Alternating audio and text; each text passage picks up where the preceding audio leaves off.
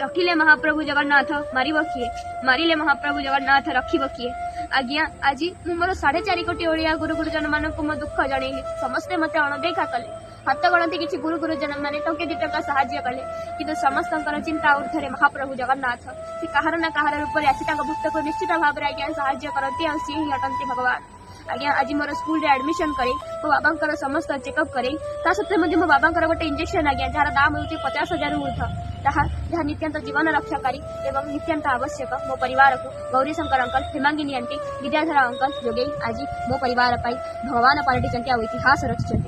तेणुक से चेष्टा चलती मो बाबा एंजियोथेरापी करे पेस मेकर लगे 2-4 दिन भितर। तेणुक यही लोक व्यक्ति मो परिवार पाद तले कोटि कोटि प्रणाम करुछु, कारण एम धन्यवाद गोटे छोटिया शब्द आज्ञा, भगवान को धन्यवाद दि जाए बरम पाद धोई आशीर्वाद नि जाए। हाँ आज्ञा आज मो ओडिया गुरु गुरुजन मान गोटे कथा जणई चाहूँगी, आज जमी आपण मैंने मो दुख को अणदेखा करमती लोक आपण मान दुख को भी अणदेखा करेंगे।